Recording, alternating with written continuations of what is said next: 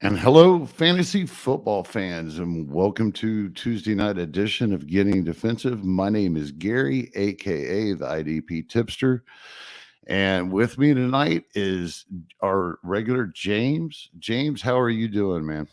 I'm doing great. I'm excited. As you know, our viewers can see, it's only the two of us today, so I've got more rain. I got more time, and I'm ready to just spit all my extremely hot and massive takes for these interior defensive lineman rookies. Right, right. Speaking of folks, because Kraig was on special assignment tonight, so he wasn't able to make it. Hopefully, he'll be back next week. I'm running the show, so good luck. We'll see how this goes. Can't Won't be do it. that bad. Yeah, we'll see. We'll see. All right. So, our topic tonight, um, James, the first thing I want to kind of talk about a little bit is the overall feel of this class. I actually seen some positives. I think that overall we have some generally good interior defensive linemen that we're going to be ranking the rookies tonight.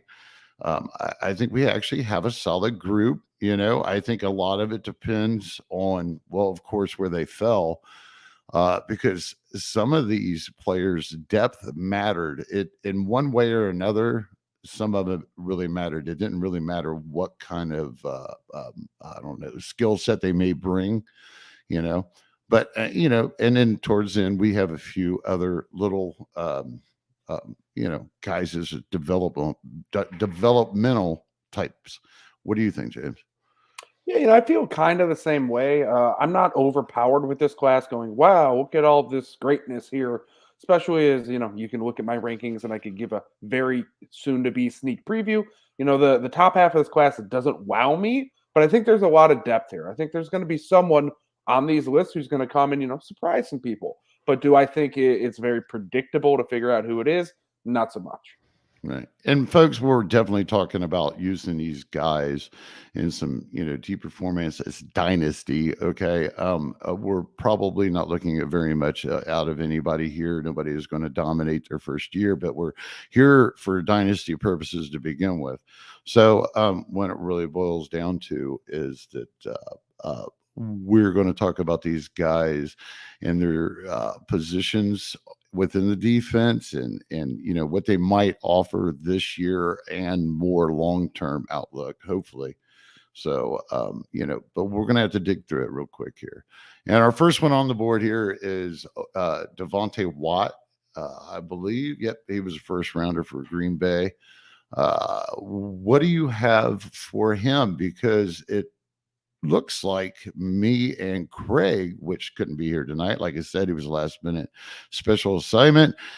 We both had him as number one, but you got him down there at five. Yeah, it kind of goes back to my initial comments where I'm not overwhelmed by people here. I don't look at draft capital and say, oh, well, he's a first round pick. He's got to slot up high. I think that the first three rounds are really relatively interchangeable. And because of that, and again, I'm speaking strictly as a fantasy performer, there might be some great on field, run stoppers, but are they going to really do that much of a difference versus a guy who's maybe a specialist who gets a higher volume of tackles? I don't really think that there's much of a difference. So I'm going to go with situation. We hit it off, 2 or 3 weeks ago when I mentioned DeMarvin Leal. He's much more my speed. Whereas Devonte Wyatt, he's behind Kenny Clark. Green Bay is not at all known to actually run their rookies out there early. So sure, if you want to sit and wait until Kenny Clark's out of Green Bay, yeah, go right ahead. But this is fantasy football. It's not a sport where you really want to sit and wait. And it's definitely not a sport you want to sit and wait when you're talking about IDPs. And it's definitely even more not a sport you want to sit and wait when you're dealing with interior defensive lineman IDPs. No one's going to remember or really care about Devonte Wyatt being a first round pick 365 days from now. It's going to be, well, what did he do last season? And I'm expecting him to be a rotational guy who's kind of doing some stuff here and there, but is entirely unpredictable and really shouldn't belong in your fantasy lineup. So that's why he's not really at the top of my list. I think it's more about value and where you can get a guy in the future relative to what his current return will be. I think his current return is not going to be good. I think his stock is going to crash. And frankly, I don't know if he's ever going to be a guy who beats out Kenny Clark or pushes Kenny Clark outside or he goes outside himself. I definitely think it's going to be he's second fiddle for a very long time because that's how Green Bay does it. They're not necessarily a team that throws their rookies to the wolves. They're very old school, and I'm paying attention to that and reading into that and predicting team decisions far more than I am saying that Devonte Wyatt is just someone who's going to force his way onto the field. I do believe that I might have had a conversation with Jeff, the founding father of Gridiron Ratings, which you guys can check them out on the Chop Shop at Gridiron Ratings on YouTube. Please subscribe, comment while you're there. Check out our site at gridironratings.com too, and the IDP page and everything else that we've got going on there. But either way, I believe Jeff might have mentioned that he wasn't all that impressed for the first year for him either. I think he mentioned Dean Lowry still being there, and I tend to agree. I mean, you pretty well covered it.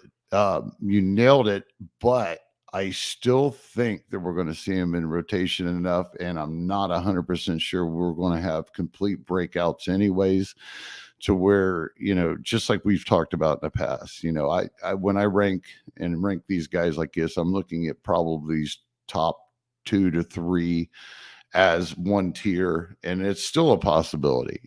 I mean, certain things got to happen. So, but either way, dynasty stock wise, I do like it. I think that because in time they're going to move on from some of these older guys. He was the highest profile by consensus by a lot of people, the best interior defensive lineman in this draft. We had 2 Georgia guys taken, 1, 2, I believe, or something along that. Jordan Davis was also out of Georgia, but that's interesting. You getting defensive there. Hey, all right, so. Now we're going to move on and let's see what else I see. Well, let's go ahead and we'll jump right to your number 1. Let's talk about Leal. Yeah, Leal is someone who I don't think many people are pegging to have a first year breakout, but it's something in a situation that I see as very lucrative.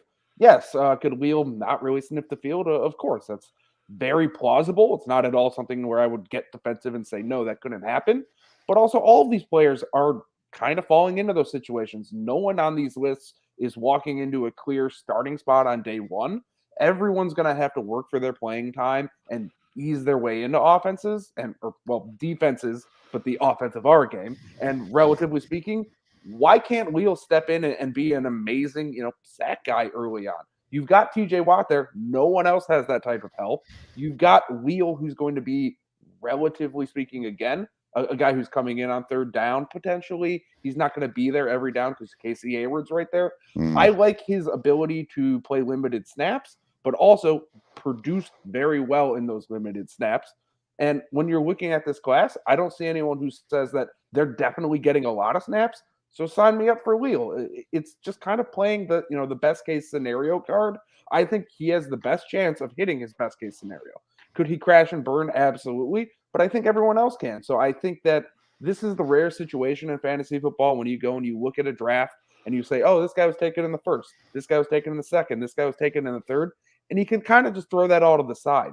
The draft capital doesn't really matter on the interior defensive line. I know it feels like it should because it feels like that everywhere else, and it's true everywhere else.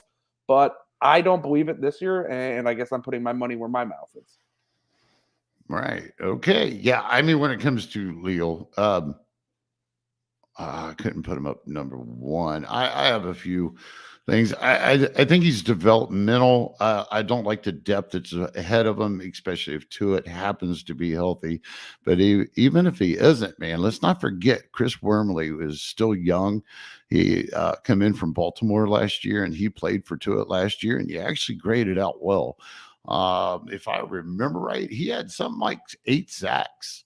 I'm not sure why. Let's see. Yeah, Wormley had 32 solos, 40 combined, and 8 sacks, playing the strong side defensive tackle or defensive end in that 3-4 scheme.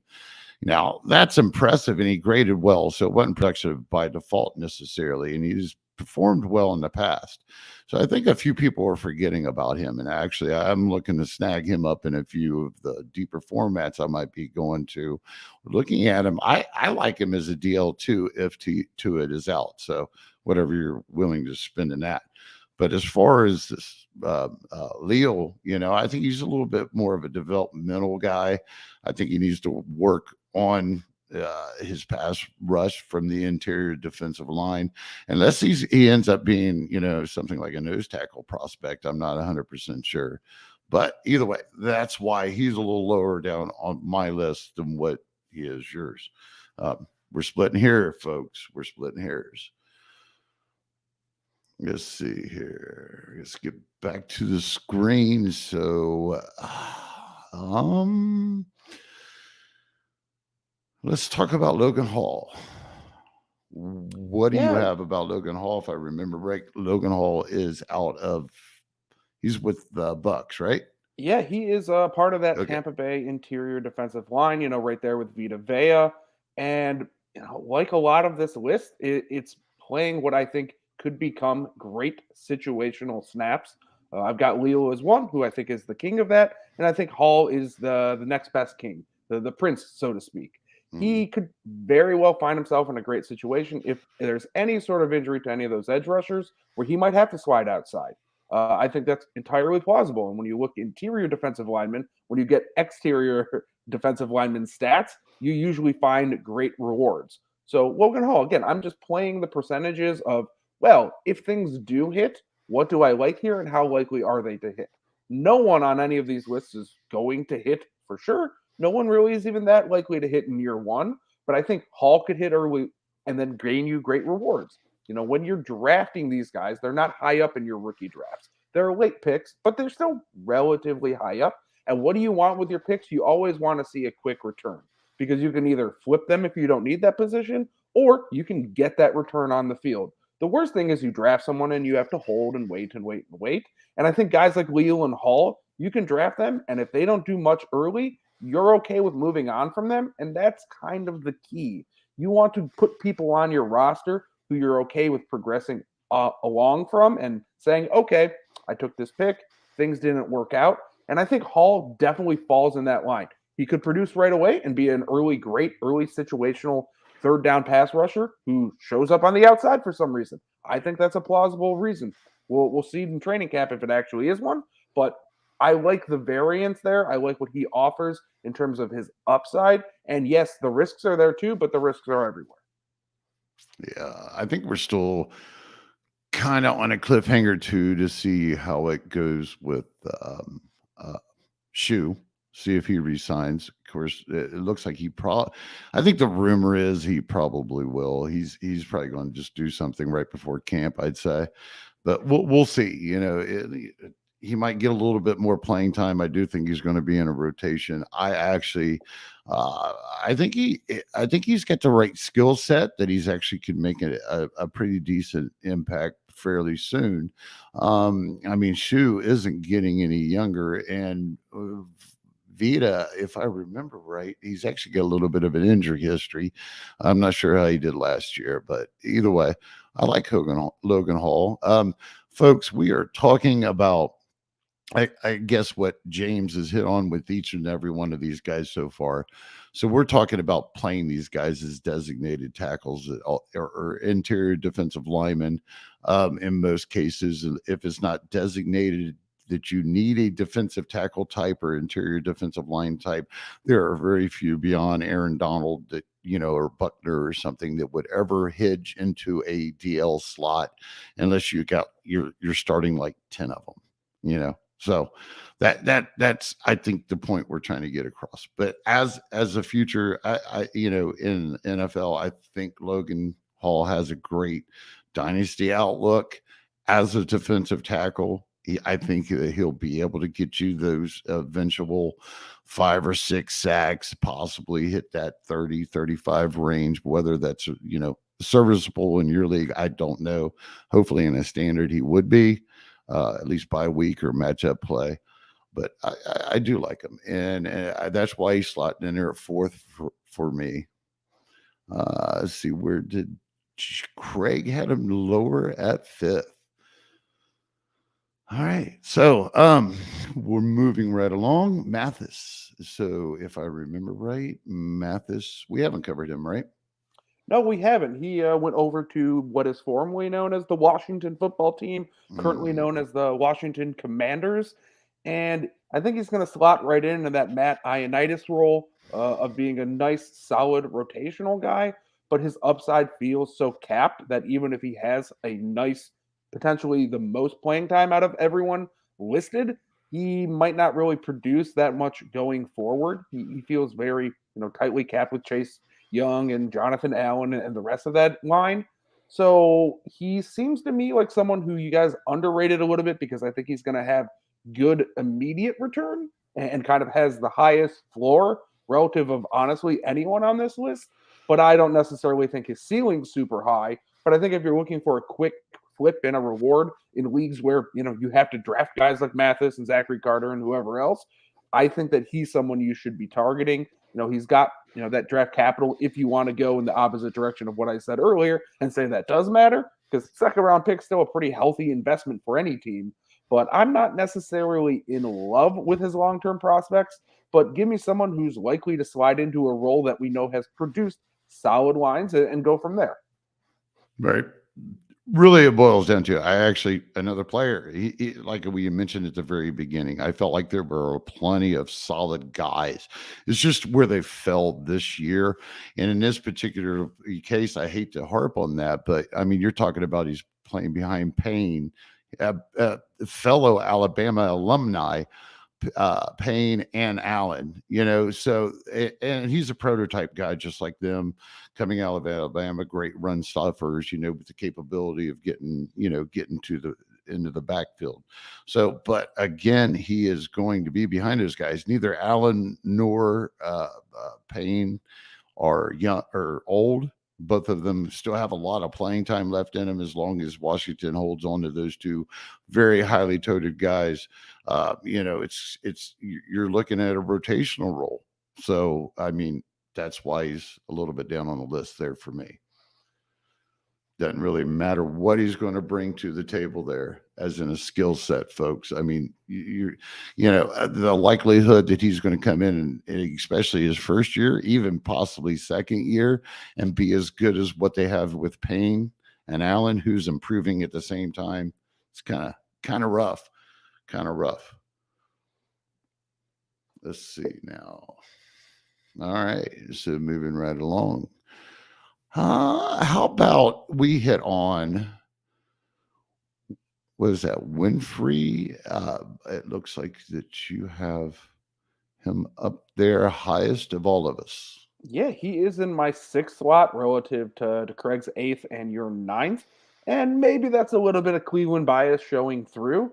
But also, it's kind of, Cleveland's defensive line is probably the weakest point of their defense. And like, I don't know, anybody above him and really anybody below him, you're searching for playing time. You're searching for consistency. And do I think Perrion Winfrey is a guy who's going to walk in out of the fourth round and get starter snaps? Absolutely not. No. But do I think he's a guy who, if he shows his talent, can find snaps because the defense needs to have someone step up? Yeah, I do. So give me that shot. It's the sixth guy. It's, very, very deep and very, very deep leagues when you're drafting the sixth interior defensive lineman in a rookie draft. But I think that he's a guy worth taking a shot on above some of those larger, bigger names like Jordan Davis, who I just don't see getting any sort of consistent playing time for a very long time until Fletcher Cox is out of there. And I think Winfrey can actually net you a return. So give me Winfrey, and again, give me that variance. If I crash and burn, I'm okay with it here. I'm definitely looking for people who have immediate upside and can fill in and do well, especially if some sort of injury falls their way, versus guys who, even if an injury falls in front of them, they're still stuck in a playing time loop with somebody else, and they're not going to necessarily get a lot of snaps. So you're looking to kind of cash the biggest check, and I think Winfrey can give that to you as the best out of any of the fourth rounders. Yeah, the only thing that I could come up with to explain why he's so low, I just think he's going to be buried. I think he needs to be coached up a year or two. I don't see him coming right in and making some type of impact this year. But that's not getting defensive, folks. Yeah, We're and just talking about it. to be But clear on my end, I don't think any of these guys are really going to be making an impact in year Oh, one. you've made that clear. We're You've just made that arguing as to certainly who have made certainly that clear, has the sir. best possibility to Right, make an right, impact. right. We're talking dynasty upside, folks. We got to tell be the truth, and we went with the top 10. So originally I was thinking about the top 5, and then Mr. Kraig, which I missed him. He actually kind of talked me out of it, and then boom, special assignment. He's not here to host this thing, so we're just going to keep rolling, folks.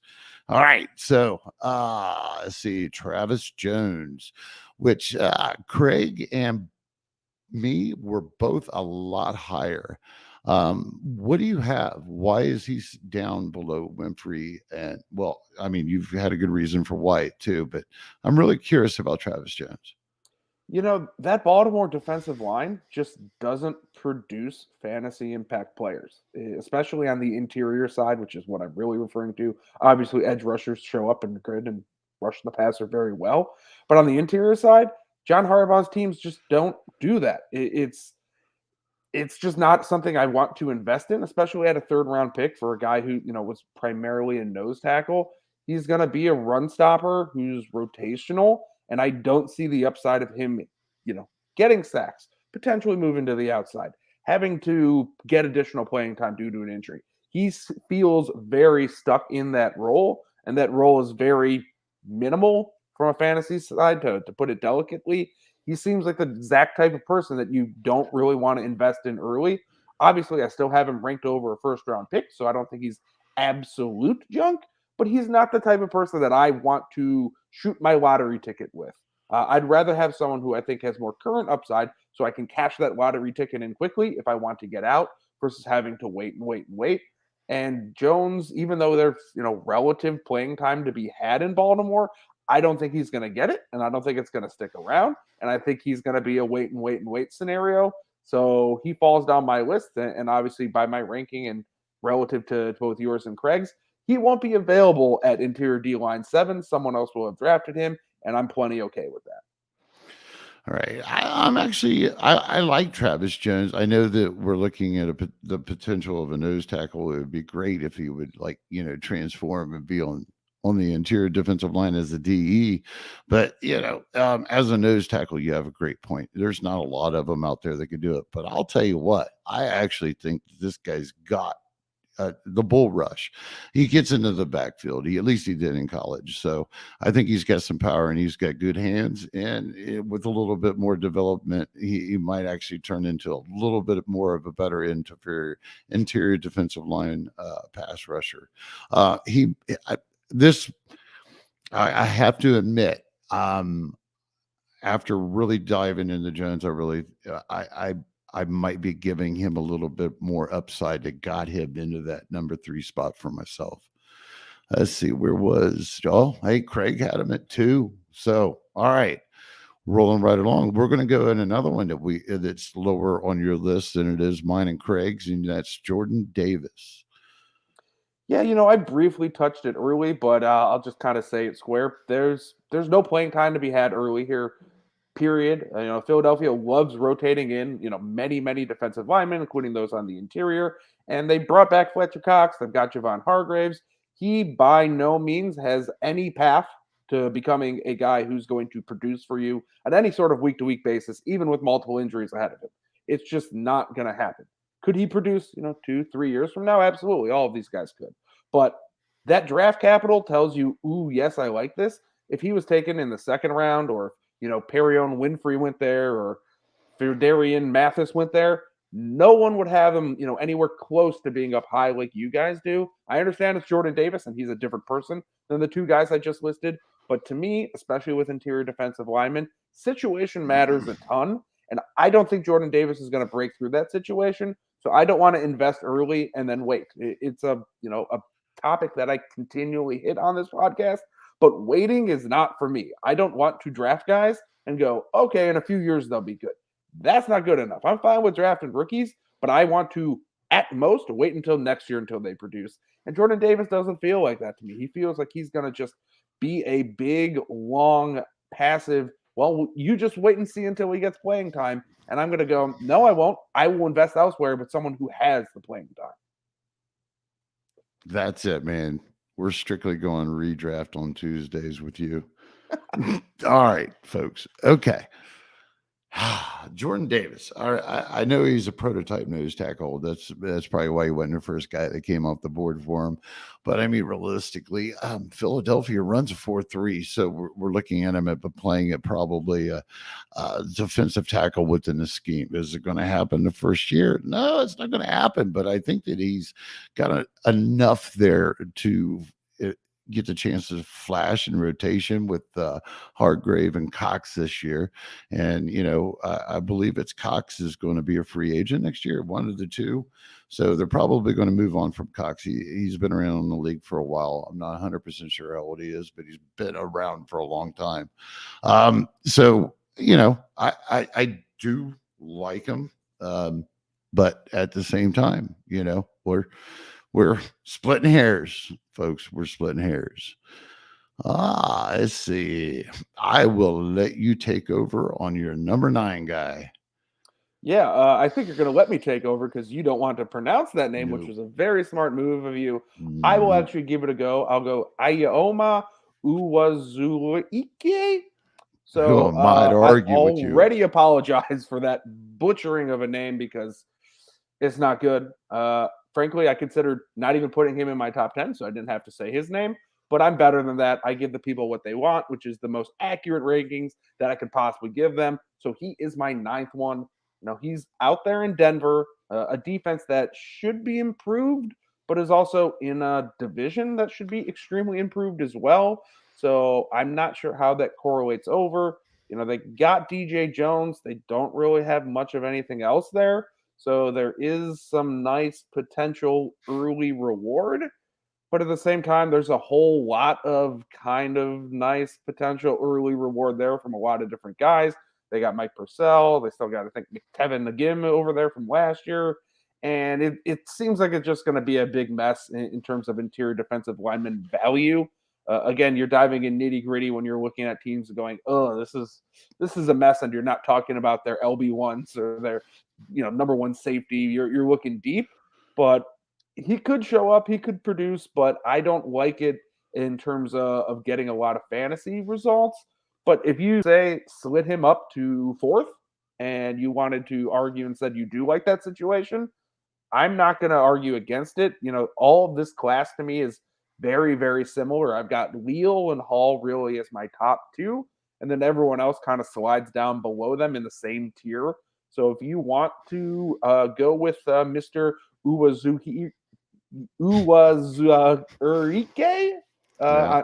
I'm doing my best Gary impression over here because Yeah. I Right. can't say much about him. I can't say his name, but I can say I guess he's got a chance. All right. So yeah, I'm not going to try to say you're a number 9's guy because his name. I just ain't going to try it, and I give you kudos for trying it twice. All right. Basically these two guys at the bottom. I might be a little bit higher on him, but we're still getting down there where these guys are just buried in depth. I mean, right now, as far as I've seen, I believe that they had Jones. I see, yeah, Draymond Jones and Deshaun Williams penciled in at the 2 DE spots, which we don't want him. We don't want this fella at nose tackle. That's for sure. I don't think he's a prototype for nose tackle, but we're just looking at some time before he even really gets an opportunity. He's a good athlete, but it's just another one of those solid guys that actually could go either way in a couple of years.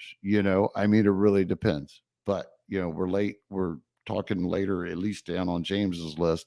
So in the process of covering everybody.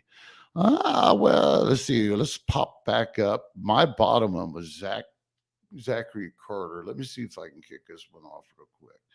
Which Zachary Carter was where'd he go? Oh, Zachary Carter, he went over to those Bengals. That's right. So another depth problem. Just BJ Hill, he just got re-signed, so he's not going to go anywhere. Maybe he sees some packages this year. I kind of feel like it's a luxury pick, you know. Um, it's another solid guy. I think there's just going to, just like what we was talking about, the number 9 for you. I just don't see it happening right away. He's going to be playing either, is he going to be inside? That was another question thing for me now that I'm thinking about it. I think that when I looked into it, they were actually talking about, well, is he behind Hubbard and Hendrickson, or is he going to play completely on the inside defensive line? He is a versatile guy, but I didn't like what I saw about him. So he landed 10. What do you have for me? Because he's way up here at 4 for you. Again, I'm just playing situational. I love that Bengals defense and what they have to offer. It's been, really light years from where they were 365 days ago, where I didn't like what they had to offer. I think that they're not the greatest defense in the world, but from a fantasy perspective, they're going to help us produce numbers. And you know what? I will shoot my shot with Zachary Carter and say maybe he's going to produce some numbers. It's strictly based off of what I think could happen. I think that, interior defensive line is more of a question mark than I think a lot of people really would seem to think over in Cincinnati. I know they got BJ Hill and DJ Reader, but I don't necessarily think that they're set on those guys. I think Carter could come in and actually, gain some playing time early and often if he really lights himself up. Of course, I don't expect that to happen, but I think that could happen, and I think the likelihood of that happening is, a little bit higher than everyone who I have below them. So that's why he slides in at 4. And again, it's a third round pick, and you go, oh well, third round pick on the offensive side, you're talking potentially, the RB1 in your draft picks. But if you're looking at the defensive side and on the interior line, there's nothing that produces early and often here. So to me, it's all about taking shots. If you look at the past 3 drafts, the best lineman taken in the 3rd or 4th is Draymond Jones, or maybe a Greg Gaines in terms of fantasy production. Well, if you sat on Greg Gaines for 3 years, well, did you do well? Because you hit your profit, you finally hit your pay window, but you had to wait so dang long.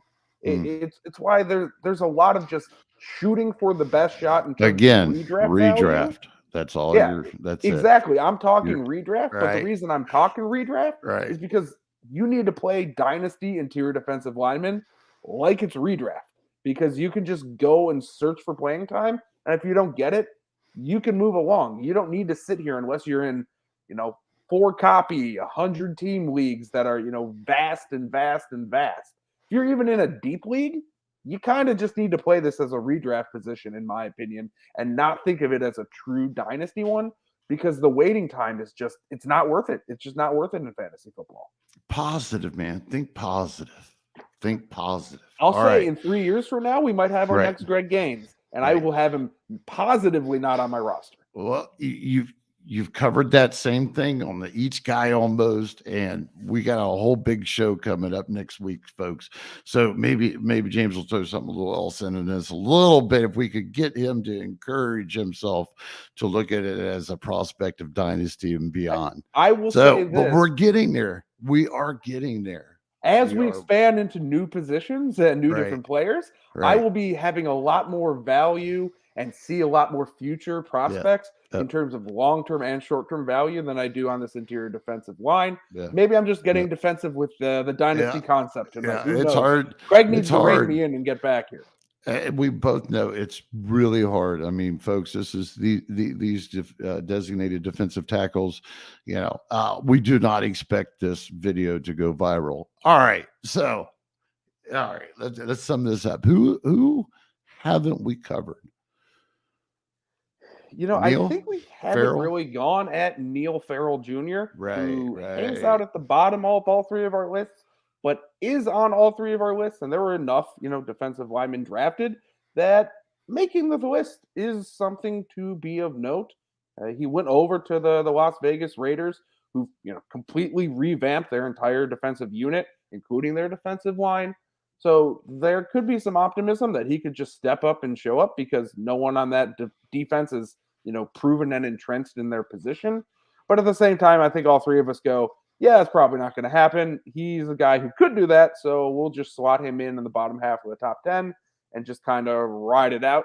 Fourth round draft capital is something. It says that we kind of like you, we're interested here, but it's not the commitment of anyone taken higher. Well, let's see. Give me 1 second, folks. I want to look at something. Yeah, and I will say, I think we went 10 for 10 between all three of us.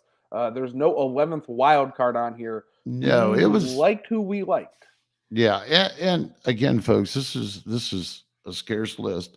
So we almost went top five. I wanted to go just top five because for the fact of these guys, a lot of them in that lower five, depending on the rankings, we're kind of varying on that.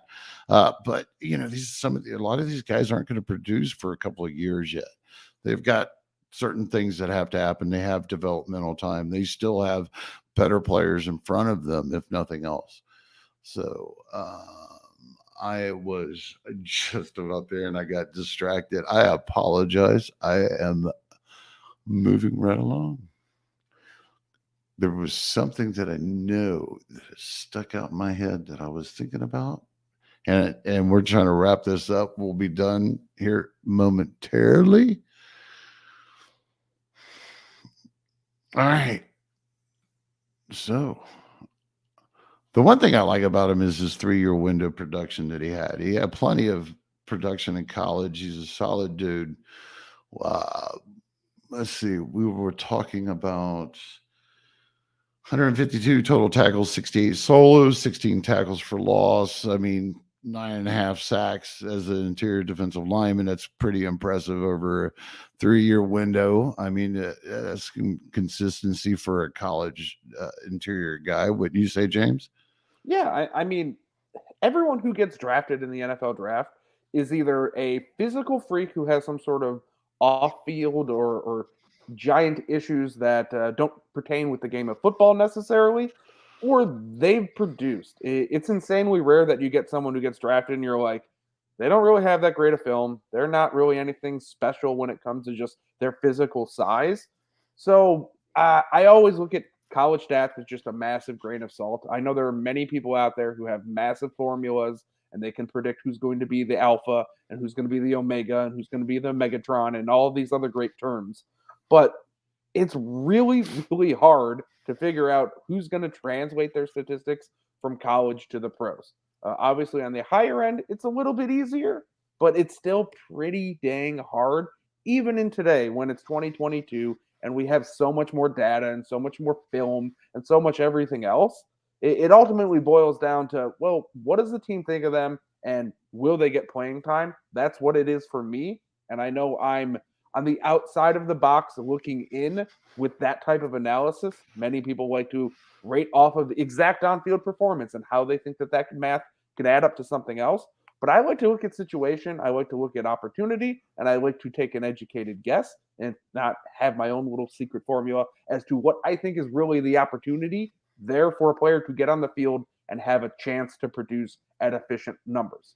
And that's what I rank these guys off of. There's no great talent here that just must rise to the top.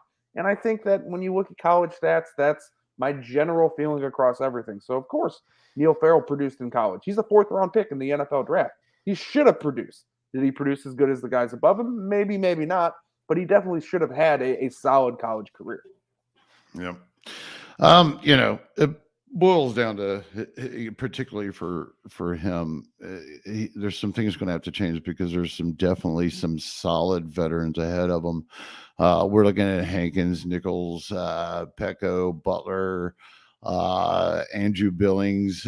These are all known guys. They've had plenty of experience in the NFL. When it comes to Farrell, he's another guy. He's a developmental kind of guy. Yeah, sure, he could probably, if he got his chance, live up to it. Maybe. We also have to consider that I believe it's another 3rd-rounder type interior defensive lineman that didn't make our list. It probably would end up around 11 if we included him. Maybe would be Matthew Butler. I believe he was also a 3rd round, or I think Butler was a 3rd round if I remember right. I think he actually no. I apologize. He was a 5th round, but still, anyways, Right. The same concept remains. The Raiders take 2 interior right, linemen. That means that they're looking for depth right, because that's why you take 2. And one might rise above the other, but they're relatively the same in terms of value. And right. I agree, Butler would be my honorable mention number 11. Yeah, I mean, they're almost kind of like maybe they're looking at some future luxury picks there for developmental purposes, at least for this year. We don't know if all those veterans are going to be making the first or week 1 roster, so we don't know quite what will happen. But that's an awful lot of guys in front of them, so they have a lot of experience, and most of them aren't old.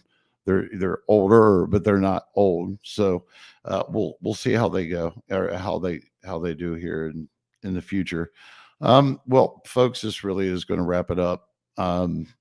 We hope you enjoyed what we did have for you on these dynasty rookies in NFL from the NFL draft. Please subscribe, comment, ask us any questions. We'd love to hear from you. Go over and check out everything at gridironsratings.com. Make sure you check out the Chop Shop. It's one of our newer, and it's really taken off. We've got Ron and Jeff, founder Jeff, taking care of that, and those guys are really doing a great job over there. So, James, please, final thoughts and let them know where they can find you at. Yeah, my final thoughts are I'm not as much doom and gloom as it feels on this podcast, where I keep saying just look for the current return and then say whatever if it doesn't hit. What we are probably one of the very few podcasts who go 10 rookie interior defensive linemen deep and go for that for over 30 minutes. Yeah, I can get a little repetitive with my responses, but that's because I'm trying to drive home the main point and not to have anyone who views this and watches it or thinks this think that there's a lot of gap between these guys. They're all relatively the same. And this is where you can have a lot of fun in your fantasy league. If you go, you know what? I'm a Cleveland fan. Give me some Perrion Winfrey. Go right ahead and grab him because there's not really a lot of tangible difference between him and anyone else who's around him. You can have fun in your league while also being extremely strategic. And I'd say at the interior defensive lineman rookie position, that's what you can do. If you want to look for deeper, more overall rankings, you can go check me out on Twitter at WhatMoney3000. I haven't dropped any rankings recently, but they will be on the horizon. You'll get updated post-draft rankings. And you'll see exactly how I feel about these deep leagues and where I think everyone should slot and will slot, in my opinion, heading into this next season. I personally would prefer if they went to Gridiron Ratings and cut your rankings over there. But Exactly. I You know, get it. well, I'll All say right. this. I'm plugging myself over on Twitter, but if you want to plug the Mm, site, there's a lot more than just me. We got Gary's rankings, we got mm. Jeff's, we got so many more over on the website. So if you want to see me, you can go over to Twitter. But if you want to get a lot more, go over to the website. Yep. You know where to find them, folks. At what money 3000. There we go. All right, folks, we're going to wrap this up. We're going to see you again this Thursday. We've got a special thing happening. We got a 2-part series because we're going to wrap up this final part of the whole rookie stretch of our season. Personally, at Getting Defensive, we'll still update as we go, though. We'll still hit on certain shows, not Tuesdays with James. I'm kidding. Anyways, so yeah. As it is, check it out because we're going to cover the top 32 and we're going to do 1 through 16 of the NFL IDP rookies on Thursday at 8 p.m. Catch JJ, me, I believe Mace is going to make another return. Yes, he is. Mace is going to join us for both Thursday and Tuesday's show. His rankings are going to be included. This is a consensus ranking of all the guys here Getting Defensive on Tuesdays and Thursdays, plus Mace. So catch us, folks. We're going to say goodnight. Go check out some of those other videos too. We've got inside linebackers, safeties, edge rushers, and we'll see you.